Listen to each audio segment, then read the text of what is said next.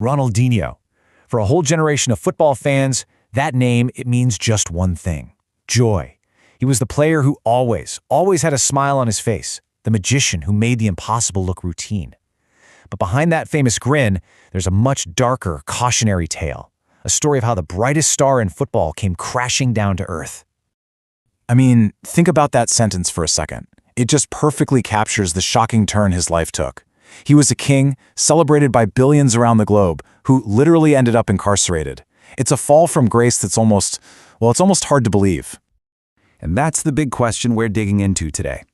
How does a global icon, a guy known and loved everywhere, get to a point where he needs a forged document just to cross a border?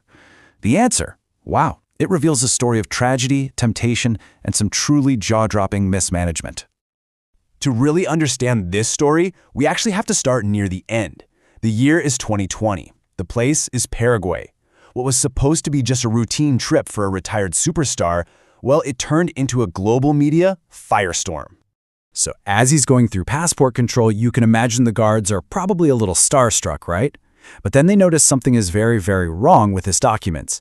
Next thing you know, police are on the scene and Ronaldinho is arrested.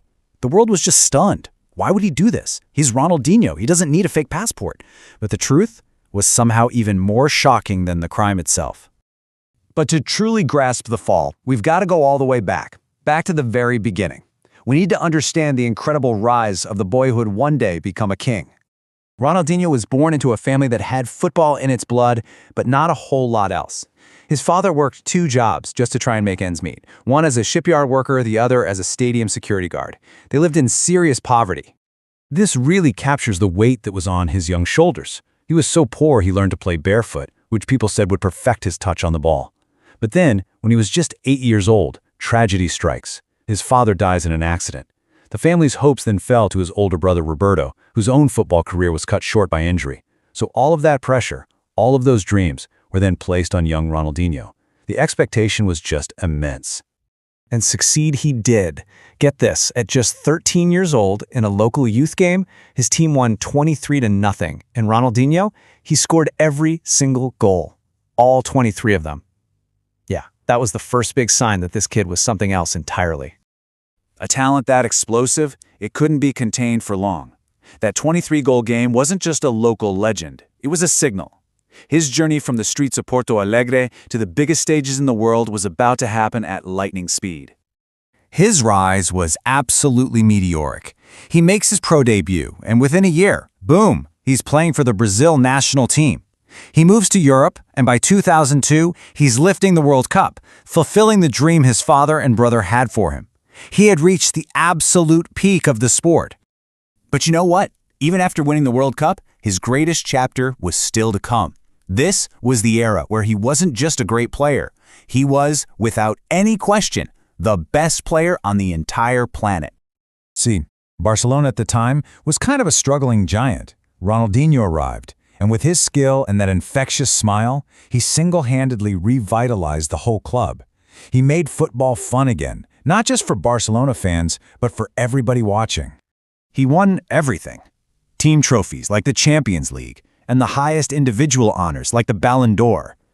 By 2008, he had basically completed football. There was nothing left to prove. For a boy who grew up with nothing, he now had everything. But that kind of success, that absolute peak, that can be its own kind of danger. And that, right there, was the problem.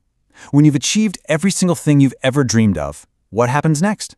For Ronaldinho, 2008 marked the beginning of a slow and then very, very rapid unraveling.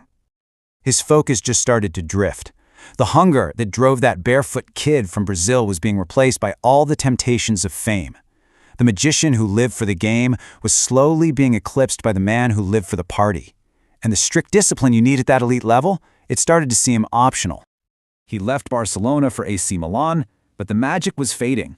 You'd see flashes of brilliance, sure, but they were rare, replaced by inconsistency. By age 30, an age where many stars are still in their prime, the world's best player was sitting on the bench.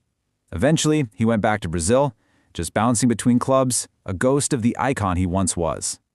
And this brings us right back to where we started, that slow fade from the top of the sport It set the stage for the financial chaos that led directly to that unbelievable moment in Paraguay. When authorities in Paraguay were investigating his finances as part of the arrest, they made a discovery that was even more shocking than the fake passport. This is the total amount of money they found in his bank account. $6. All of it, the tens of millions from Barcelona, from Milan, from Nike, just vanished. It's a classic story, right? A young man from extreme poverty is suddenly handed immense wealth with no framework to manage it. It was just squandered on a lifestyle of endless parties, bad investments controlled by other people, and a total lack of financial planning. He was broke, and that's why he was in Paraguay, taking cash for appearances, even if it meant breaking the law.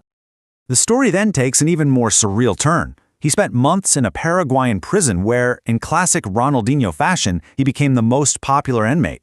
He was signing autographs, smiling for photos, and he even played in the prison's football tournament. His team, of course, won.